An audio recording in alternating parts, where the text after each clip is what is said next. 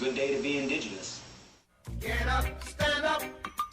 They are going to become more brutal. Couldn't cut, hitting cut again, man. Because all the hippies were trying to be Indians anyway. They're going to become more repressive because it's a matter of dollars and their illusionary concepts of power. Hey, Victor. We must live in balance with the earth. And also with recent happenings at Wounded Knee. I am awake. Welcome to Native Roots Radio presents I'm Awake, and I'm your host, Wakanja Hade, which means distant thunder. Hey, Cudagy to all my friends and relatives in four directions. You are listening to Native Roots Radio presents I'm Awake, and I'm your host, Robert Pilot. We discuss local, national, Native news and events, and as you know, Haley, Native issues are human issues, and human issues are Native issues. Yes, you are right, Daga. This portion of the show is supported by Strong Hearts Native Helpline. October is Domestic Violence Awareness Month, and Strong Hearts offers culturally appropriate support and advocacy. Call or text them at 1-844-7-NATIVE. That's 1-844-762-8483, or chat online at strongheartshelpline.org. Hey, we're here with Ruth Buffalo and Sarah Carlson of Minnesota Indian Women's Resource Center. And Ruth, you're on all the time. Do you mind introducing Sarah and take it away? I'd like to hear some information about what's going on Minnesota Indian Women's Resource Center. Sure. Dosha and Madzigadad, thank you for having us, Robert and Haley. I am so honored and proud to represent MIWRC here, but also honored to introduce an amazing staff member, Sarah Carlson, and I'll let her introduce herself. Hello, Bonjour. My name is Sarah Carlson. I am a Red Lake Band member, and I've been with MIWRC for a year now as their ICWA kinship worker. So I'm with the Family Services Department, and very proud and honored to do the work that we do at MIWRC. Just quickly, I have 3 kids. I live in Richfield, and I've been working in the Native community for about 8 years now. I worked at NAC, and I worked for Red Lake, and been doing work, did some work at the encampments a few years ago, and I'm just very proud to be here. Wow, it's awesome. Ruth, talk. Sarah, I don't know. I hear a little clicking going on in the background. Are there little chipmunks out there in Richfield? I hear. There is a lot, but I think it was my nails tapping on my chair, so I'll stop that. Oh, okay, no problem. Ruth, let's talk about we have a strong warrior here, Sarah, on, and the work that she does. It sounds really interesting. Why don't you ask Sarah some loaded questions? No, some good questions. What? Sarah, okay, let's see. I'll ask you some tough questions. No, I'm just kidding. What is one of the most, no, I don't want to bring the emotions up too, because I know like the work they do is so critically important. So I would say what is one of the most things that what is an enjoyable thing, or what brings you to work? What keeps you coming back to MIWRC every day? Well, again, I work in the ICWA. I am an ICWA kinship worker with Leah LaChapelle, and our primary role is to assist families that have taken their kin, and they're the caregivers for them now. Our referrals can come from counties, CPS, kids that are in foster care, and we have like grandmas taking care of their grandkids, and just to be able to provide them a safe place to heal and be able to provide resources. My program, we preserve families to stay together, and to be able to assist and help our Indian families stay together is very big. I started working as the ICWA kinship in ICWA as I was the Red Lake advocate, I think in 2018, and that's when I learned a lot about ICWA. So again, my program preserves on families sticking together and working hard to find resources and keep those families together and bring some good things back into their life. Like recently, this past year, MIWRC and Family Children's Services did like a ribbon skirt making event for our families and their grandkids and their kids. We had a lot of women come back into MIWRC, and it brought back just so much positive energy and good spirits and good vibes, and just the love that we were bringing to these families. And a lot of my grandmas that are in my program, a lot of the aunties, they actually came and they made ribbon skirts for their granddaughters and their grandkids and ribbon shirts. So it's nice to be able to hold on to our culture and provide those specifically cultural events for them. I see a lot of love and laughter in our program. There's struggles, of course, things in the background. Some of the caregivers have actually lost their, daughter or son, and that's why they're taking care of their grandkids or their kin. And, just being able to provide those resources and refer them out and help them and heal, that's one of the biggest things for me and what makes me happy. And I see it in others that work with the Family Services Program at MIWRC. We have an ICWA liaison. Her name is Anicia, and me and Leah LaChapelle, we're the ICWA kinship workers, and we're partners. And she's been working in the community for many, many, many years, and she just brings a lot of joy and laughter and good spirits to our families, and I see it, and she's very dedicated to helping them. And I see my other coworkers. I work very closely with Leah. So we also have our family home visitor, Spirit family home visitor, who is Lacey. And I can't pronounce her newly married name, Papa Sadora. And we have our life skills parenting worker, Vaughn Hansen, and our director, Mariah Smith.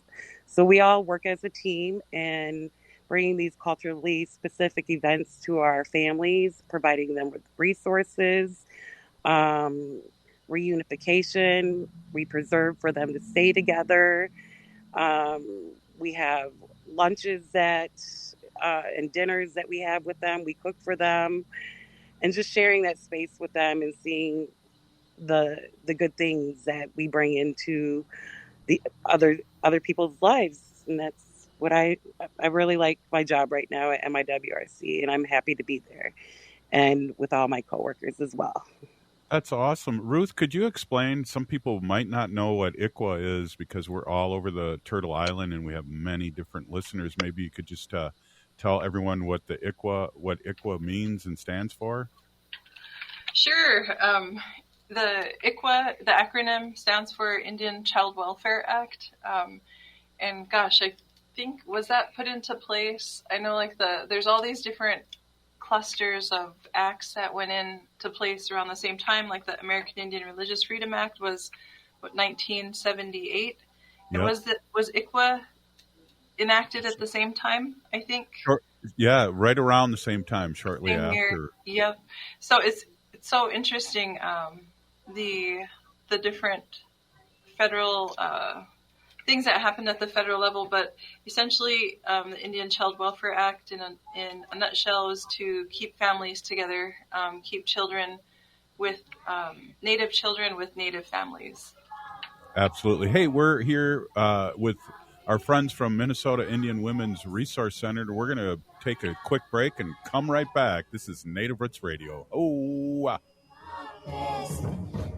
The city of Minneapolis is now on Native Roots Radio with Minneapolis AIR. AIR stands for American Indian Relations. Guest host Christine McDonald talks to people about important things affecting the city's Native communities. Minneapolis Air dives into topics like public safety, public health, elections, and so much more. Tune in to Minneapolis Air on Native Roots Radio from 5 to 6 p.m. on the second Wednesday of every month, right here on AM 950. As we age, it's important to invest in our health and to help protect it. Like the flu, COVID-19 is always changing.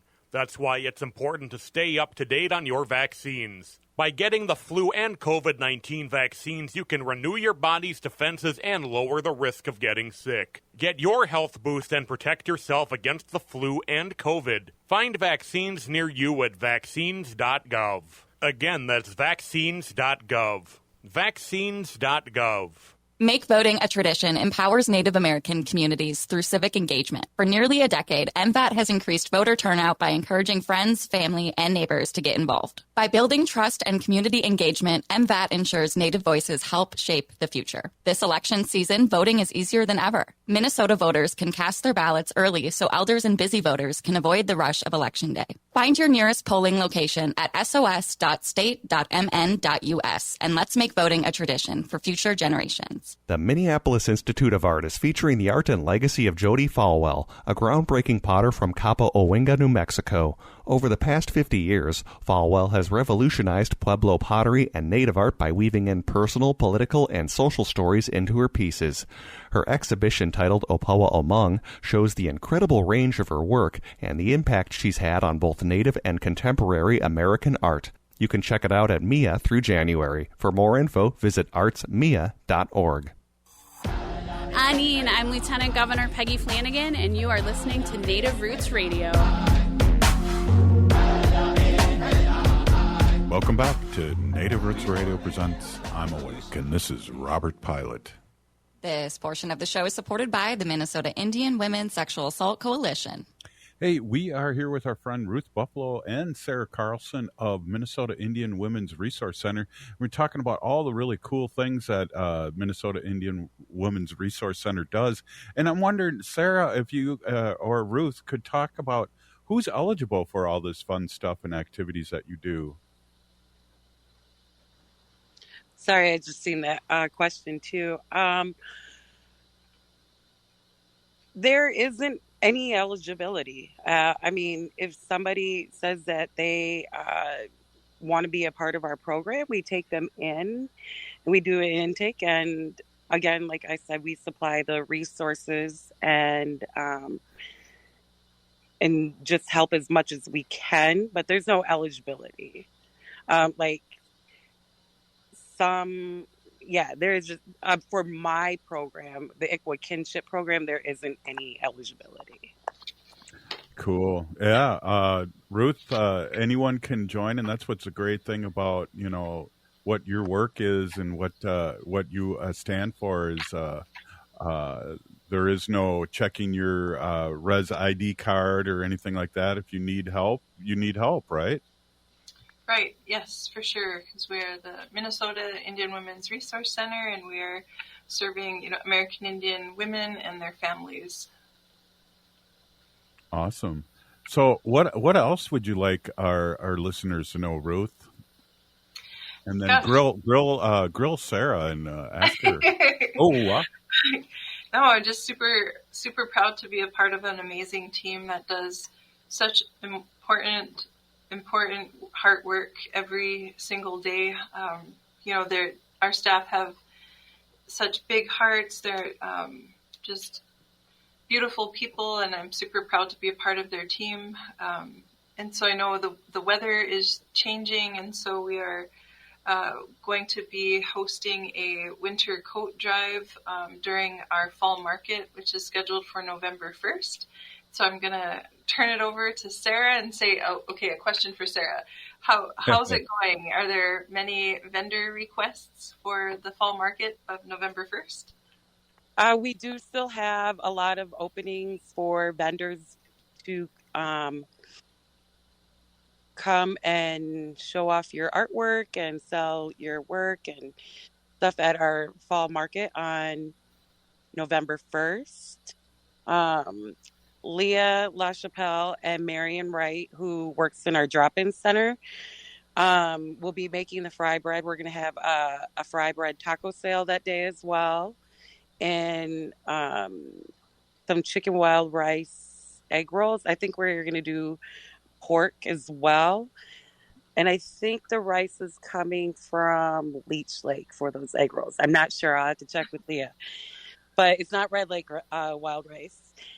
Let's see. We have that. And we would like to, we'll be taking donations for hats, jackets, gloves, snow boots for MIWRC, as we have other programs and client relatives that may be in need. So looking forward to another community event at MIWRC. It feels like it brings a lot of love, laughter, and good spirits, the cooking and the smiles and the fellowship and seeing our relatives and the community together. So Friday, November 1st. I'm excited to get one of those sacred egg rolls. That sounds totally delicious. Oh, wow. Yeah, I've heard nothing but great things about those egg rolls. Are those made by Leah? Yes. Yeah, yes. I told her we have to double our order this time. We sold out in like less than 2 hours the last time. We rolled 200 of them. Dang. Wow. They must be some good egg rolls. That's awesome. Oh, we just lost Ruth. So now it's up to us to grill you. No. No, it's just she must have accidentally exited out. And you've been working for a couple of years here. And what is some of the great stories you have with reuniting families and the things that you really do there and really support families? Do you have any fun stories or any really heartbreaking stories? I know there's a lot of good and there's a lot of fun and there's also a lot of sadness in our community. Yeah. I mean, my personal this working in the community for me has been a very personal. It's a personal journey for me. I was once knocked down with my depression, anxiety, and going through things with my kids, and I utilized that same community to help with my own personal issues. And I utilized NAC. I utilized MIWRC in the past. And I utilized other programs and support groups. And I kept moving on in my career. I started out as a patient advocate at NAC, at the Native American Community Clinic, and just being able to be someone that's there and that's helpful and that really genuinely cares, and the joy that we bring to these families, means a lot to me. Like I said, a lot of them can be in the trenches with personal things that are going on in their lives, but we help them overcome that. There is a way. And there is so many resources out there, and there's so many people that support and offer that help. It's there. And I just am proud to be in this community, working and helping and doing my part. It took a whole village for me to get back on track. And like I said, I utilized NAC, and culturally specific programs was big for me. My therapist, I went through 3 therapists. The first one didn't understand me. Second one was trying to give me anxiety meds and depression meds. The third one, I walked into the Native American Community Clinic, told me her name, she told me where she was from, and she said, "Would you like to smudge?" So just our ways and our values and our traditions go a long way. And I only hope to bring that kind of healing and services back into MIWRC and help our families and be a good support and a good relative. Well, Ruth, that's an amazing story about Sarah, and I think it really is proof in the pudding and a great example of what can happen when when people meet you guys halfway, and a lot of healing and a lot of things. That's an amazing story, Sarah. Yes, we're blessed to have Sarah on board. She's an amazing, beautiful mom and leader in our community. So yes, we're super blessed to have her on board, and super proud. There's the director of family services, Mariah Smith. We have to get her on here. Yeah. He gave you 3 hearts there of people that are watching us on Facebook and YouTube. That's 3 more. That's 3 more than I usually get. So that's pretty awesome. Well, it's just amazing too. And Sarah, again, thank you so much, Peeny Gigi, for sharing your story, because I think it's easier for people coming for help when they hear a story, a success story like yours, and that you can relate and that you've been where they're at, and that goes a long, long way. Yeah. Yeah. Yes, it does. Oh, go ahead. We have so much exciting things on deck, and yes, it's amazing to come into the building every day and see the staff, and Sarah was cooking there for a while in the morning too, ate breakfast sandwiches. So our staff are just so amazing. I mean, it's really awesome to be a part of the team here, and I was teasing them the other day. I'm like, you're all Care Bears, because they do such important work. I mean, a lot of it is prevention of further tragedies, and unfortunately, as Native women, American Indian women, we have the highest rates of violence, surviving violence, fleeing violence, and we're 10 times more likely to be killed, to be murdered, and keeping our doors open is so very important. And right now we're trying to, cross the finish line with the closing of the housing renovations in the top 2 floors, but we recently hit a hiccup today. And so if people could call their respective city council members and encourage them to encourage their city housing staff to better understand the importance of and why MIWRC needs to stay open and continue serving the community. Without MIWRC here, it's going to be a huge gap left of indirect services, of care, of love for Natives, by Natives, and from Natives. So we critically need everybody's support. So if you could contact your respective city council members and encourage them to encourage their city housing workers to better understand the importance of why MIWRC needs to be invested in for future generations, which will also prevent further tragedies, including the unhoused and opioid crisis that we're facing right now. Madzigidads, thank you. Well, Big Peeny Gigi, we'll be talking more about that next week when you come on. That sounds like a good thing to really dig into. Hey, thank you so much, Ruth. I just want to ask you real quick. You only got a few seconds. Is everything good back in the homeland there? I saw fires happening. Yes, it was very scary. Where we live, is located only 4 miles from the huge wildfires. They had 75 to 80 mile per hour winds. And the fire was so unpredictable that the local fire crews had to pull back and for their own safety, and prepare, people to evacuate. So my mom and one of my sisters and all the fur babies evacuated to a town 85 miles south of Mandaree, and they made it through the breaks or the Badlands just in the nick of time, because then the roads north of Killdeer were shut down and closed. But thankfully in our area there was no fatalities, but a lot of close calls for sure. Well, thank you, Ruth, and thank you, Sarah, for coming on, and thank you for that update, and we'll see you next Tuesday. This is a Native Roots Radio presents I'm Awake, and we support Minnesota Indian Women's Resource Center. We'll be right back. Thank you. Hi, I'm Jane Fonda, and you're listening to Native Roots Radio. And we're back to Native Roots Radio presents I'm Awake, and this is Robert Pilot.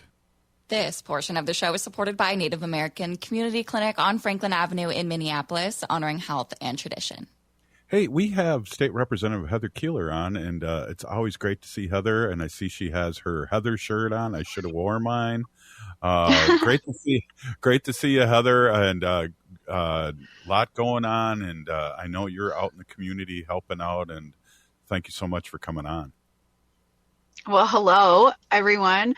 I'm glad it worked out. Me and Haley have this text down that it's you got to get to your car. You got to get on the radio because you're right. We're outdoor knocking. We actually have been out in Moorhead all day talking to our college students. Now we're out talking to the community because with less than a month away, it's just critical that we're having these conversations. And, the thing that's coming up is infrastructure, education, access to healthcare, making sure that people can stay in their homes, livability, right? It's all the basic things that working families in Minnesota really expect out of their communities. And it's been really interesting, fun, engaging conversations. And people still just don't know where to register, where to go, what to do. So encouraging you all, if you know those things, talk about that in your networks. Talk about that with your friends. Don't just assume everybody has a plan. It's going to take all of us to engage. And so taking a quick break because it's always good to catch up with family while we're out doing the work. Right on, and I appreciate that, Heather. And, Wendy and I are, Wendy just got back from New York, so we're going to get out and vote. And so we're able to help people and form a plan because it's so important. And, one of the things that you said a couple of shows ago, which kind of struck me and I've been repeating, is that, it's a different election, but, the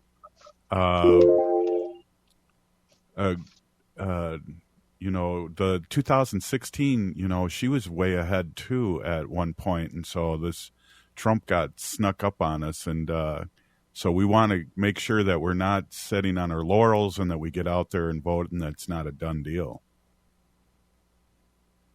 Yeah, I think that's true. I think also the perk of me being in my car is you hear all the messages that come in to my. Sorry, that's me. That's how busy I am in my life. Can't talk to me on my phone without the messages. But you're right. I think everybody's under this assumption that it's just in the bag, and it's never an assumption all the way up until the time that the polls close on election day.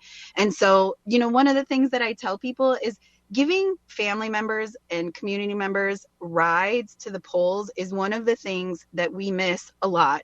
People want to go, people want to engage, but maybe they just don't have a way to get there. So I have voted early for a couple of reasons. One, my son was old enough for the first time to vote, so we went in and did that together while he's off at college. But I voted early so that I'm available to help people on the day of election. And I would encourage anybody who has the capability to do that, Vote early, get your ballot in, it's counted, it's there. Now go out and help your community because everybody's been saying it. We are only going to win if we invest in this effort together, making sure we reach out, have conversations, give the rides, do the reminders, don't assume that we're safe, because that's a really scary assumption to make. Absolutely. And, as you were talking, I'm thinking, geez, I'm going to blast it out a couple days on Facebook and the other social medias and ask if people need a ride to the polls. And that might even be a thing to do even a couple weeks before the election, too. Yeah, because people have early voting sites. I know out at our tribal nations, we actually passed a law this last year that said every tribal nation is allowed one pop-up site early. Every county has to provide that for them. So I know Red Lake did theirs on the 2nd. They got almost 100 voters that day. And so, even if you can travel out to other areas, not always just in your own district, but are there other areas in the state that maybe need help? Some of our districts have a very large geographic spread. And so making sure that we get across those districts, I think is really key and really important. And I promise you will feel better once you've helped somebody else's voice be heard. I promise you that. Heather, we talked to a lot to our Wisconsin relatives on Native Roots Radio and how important it is. Everyone's vote counts.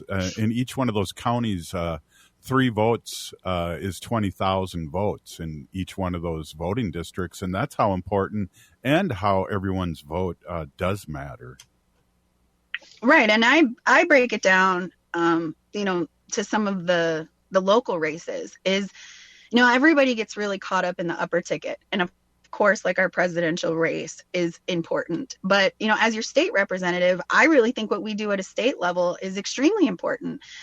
We've put a lot of money into our school systems, our infrastructure, our healthcare, all these different areas. But then even to get more local, your tribal government, your county, your city, your school board, and some of those races are really only decided by 2 or 3 people, and they make a dramatic difference in how things function in your community. And so the ballots are long, they're front and back. And so making sure that people go in and really educate themselves too on who's up and down the ticket. Our state level individuals, we get nervous sometimes. Are you going to go far enough down the ballot to get your local officials elected as well? And so I think some of that just comes with educating yourself on who's on your ballot. There's a lot of places you can go to learn, because it's one thing to just be a voter. I think it's another thing to be an educated, engaged voter. So we know who's on the ballot, what they stand for, because just because they're a Democrat, doesn't mean that they completely align with all of our values. And so having those honest conversations is really important and is really powerful, so that we, as the people, put people in charge of decisions that we like. Yeah, absolutely. And it's always great to have you on here, because we do want to talk all the way through the ballot, because it is important. It's so important. And your work's important. The work that you've done in the last couple cycles, because of how you being voted in, but also having the trifecta and be able to move maybe more people more progressively by giving them information and Democrat, like you said, Democrat is a word, but it's also, we're progressive too here on Native Roots Radio. And we lean into that. It's been really, our governor is on the ticket as the VP because of the work that you all voted Minnesota legislators to go do. And that's what I try to say. Like, that's the power of politics in Minnesota. Is if you look at the last 3 election cycles, we have brought in not only progressive, but a wide variety of individuals that have come in. Like, if you look at the Democratic side in the Minnesota House of Representatives, it reflects what Minnesota looks like. And I think that is key, and that's important. And that's why we've been able to push some progressive things through our party. Like, one thing I want to talk about, because of course I want to talk about it, is one of the things we were able to do in the legislature that I take a lot of pride in, because it was like my thing, is making Indigenous Peoples Day a state recognized holiday. And I like to share that story because that is the power of politics. I was an Indian education liaison in 2018, and my kids had been asking us, we want to do something cool for Indigenous Peoples Day instead of that other holiday. So as a liaison, it was my job. I went and I talked to the superintendent, who is still currently our superintendent here, and he flat out told me we would never do that unless it was a city or state recognized holiday. And to any of our listeners or viewers, to keep in mind, politics was never anything I ever wanted to be a part of. I deeply understand that this system is the system that was created to try to eliminate us, and still, I think, tries to eliminate us as Indigenous people. But once he said that to me, it kind of sparked this bet, now I know what I need to do, right? And so in 2019, my son DJ joined me. We advocated and made it a city recognized holiday. And then when I came in as an elected official, this was on my list of things to do. And we pushed and pushed and pushed and passed it as a state recognized holiday, including that if school districts in Minnesota choose to be in school on Monday, they are required to do a minimum of 1 hour of Indigenous education. It can be about language, culture, the beauty of who we are. It doesn't have to be like our history and all the trauma, right? Like, it can be really beautiful things. And so if you are a Minnesota resident and you're sending your your kids to a Minnesota school on Monday, be sure to ask them, what are they doing for their hour of recognition for Indigenous Peoples Day? Because it is a state law. It is state required that your schools do this. But I think that's the power of an Indian education liaison, listening to my students and what they wanted, and hearing what the white leaders were telling me back, and turning those no's into yeses now is created a state holiday that we get to be a part of. And with that, we've eliminated Columbus Day. So we didn't just add another holiday. We wiped out one and are now honoring and celebrating what we all believe is the most beautiful culture. Absolutely. Heather, we only got a minute left, and I know you're really busy. I want you to amplify what you said. The reason why Governor Walz is on the vice president ticket is about the work of the legislature. I want you to amplify that. Yeah, I mean, I think that's real. Everything that he's talking about on the big stage, we did that. Like, if you go through your civic and understand how bills become a law, your state legislators are the ones that write the bill, go through the committee, do the testifying. We do all that work. We send it to the governor's desk. He signs it. So, like, as you hear him talking about the work he's done, keep in mind, those are your elected officials. Those are your state representatives and your senators that you all sent to do the work. And so Minnesota is on the big stage right now. You saw in the debates, we talk a lot about the work we've done here. And we take a lot of pride in that. But send us back. Don't take us for granted. Don't take the votes for granted. Engage your community members. Engage your relatives that live in outstate Minnesota. We have a lot of areas that we need to turn purple. And we only do that when we work together. And so being on here is just one of the ways that you spread the word. And Unc, I'm always proud of you for having these conversations. A lot of media spaces don't allow us this opportunity. So whoop-de-da for that. Big Peeny, thank you so much, Representative Heather Keeler. I did not say state senator or governor in this interview, and I just want that to be noted. Great to see you. I appreciate that. Good to see you guys. Take care. All right. Peeny. Hey, Native Roots Radio will be right back after this short break. Stay with us. Ho-wah.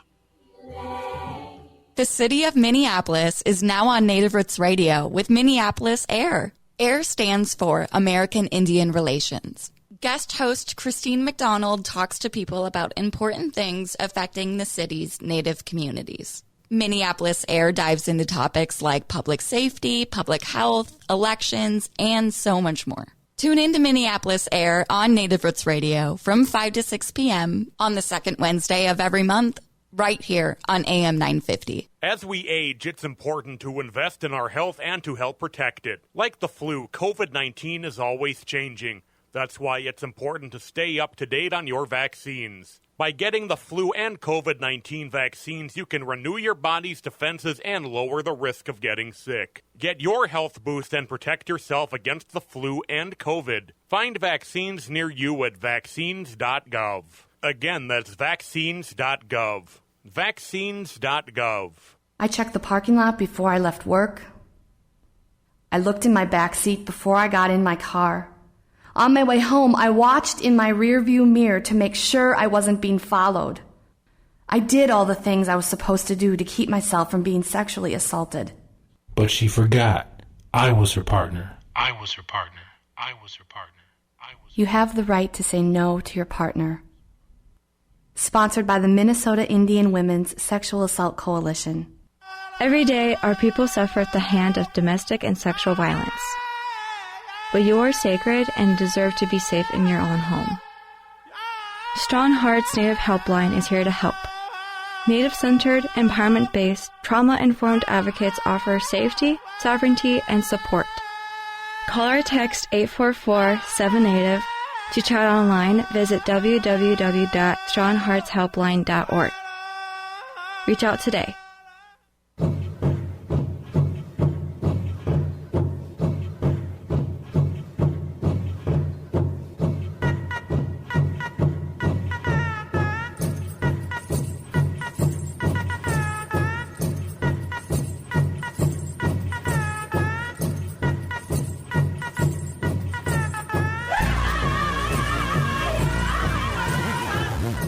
Welcome back to Native Roots Radio presents I'm Awake, and this is Robert Pilot. This portion of the show is supported by Howling for Wolves, protecting wolves for future generations. Well, Well, what a great show, Haley, and I hope we don't blow it because this is one for the best ofs. It was really awesome. Yeah, really was. But we have a lot to talk about here in the last segment here, and there's so much going on, and we want to let all our relatives know all over Turtle Island what's happening. And Haley, I'm going to hand it over to you, and there is so much out there. Could you do me a favor and just turn your mic up just a little bit? Yes. How do I sound? A little bit better? You sound wonderful. Okay. Well, Right, thank you. Yeah, just touching on what Heather and we were talking about in the last segment, voting and early voting. That's something that I was able to do this year. I voted already, got my voter sticker, but yeah, I requested my absentee ballot. It came in the mail within like days of getting approved. The directions were really simple in how to fill it out and then mail it back. And yeah, I actually used my ballot, mn.sos.state.mn.us. And if you go to that website, I think it's on the state's website too, or the government, but they have all the candidates by county. So if you don't know like who you're voting for, like city or county-wise, it has all that information right there. So if you vote early, you have your ballot with you at home.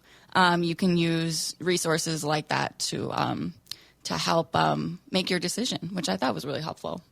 Yeah, that is, and that's a real event, and I appreciate that story, and it's exciting too. And maybe we need here to strategize a little more after talking to Heather about helping our relatives and people that do need a ride to the polls, and that's something I'm very willing to do.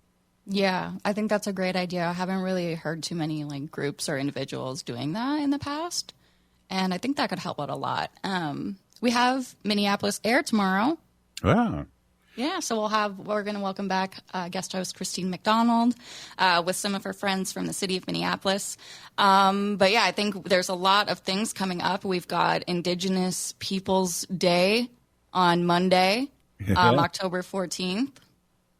One of the things too you have in our notes, which people that listen to the show, I only am the one that's unorganized. Haley's very organized, and Haley, we're talking about that free event over at Owamni, the Falling Water Festival. Yeah. And I know you and I have been to that over the years.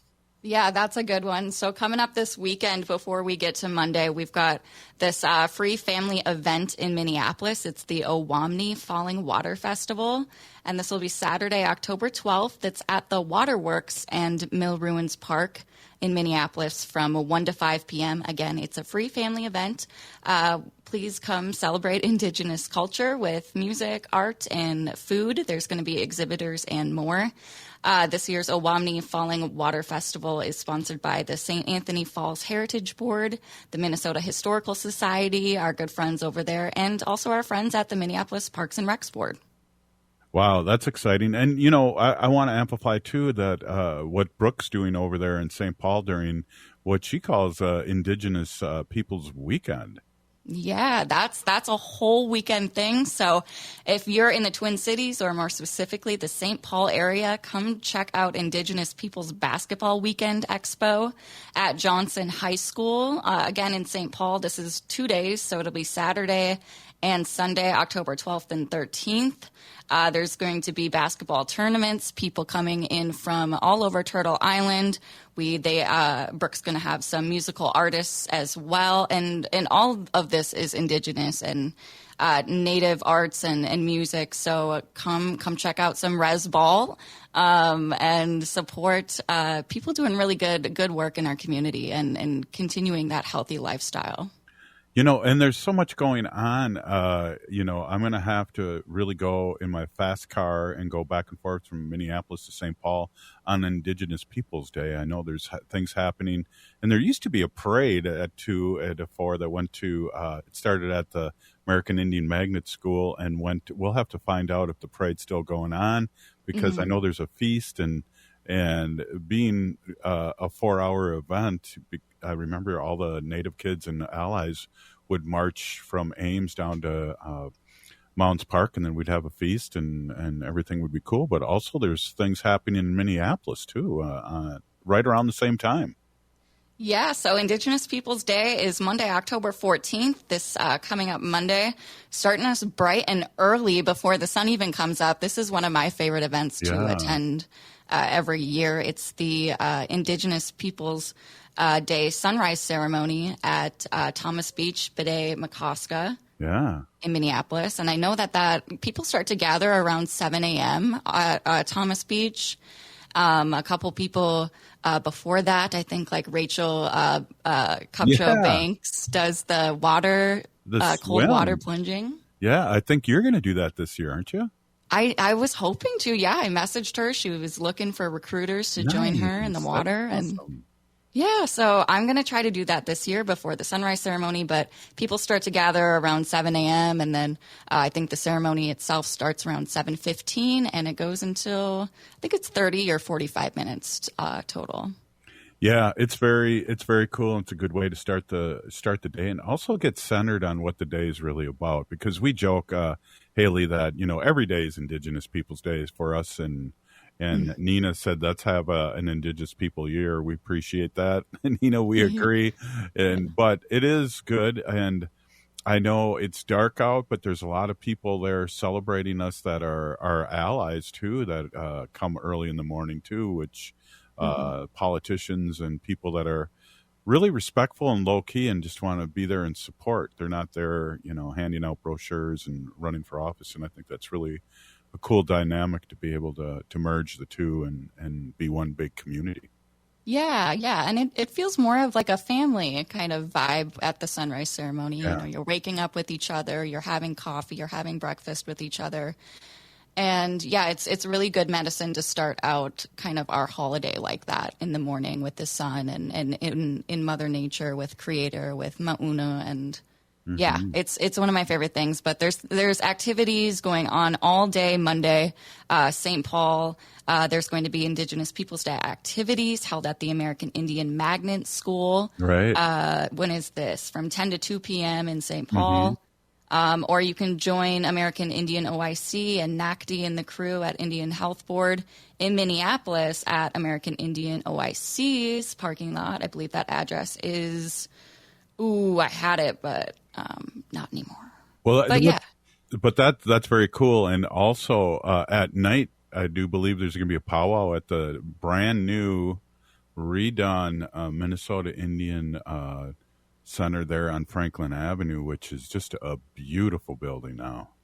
Yeah, the new Indian Center. I think we got just about a minute left, but I think that's the only powwow that I've heard going on that day, at least around us in the Twin Cities. I'll keep an eye out for other powwows for people who can't make it to Minneapolis. But yes, that powwow will be on Monday the 14th at the American Indian Center in Minneapolis, starting at 5 p.m.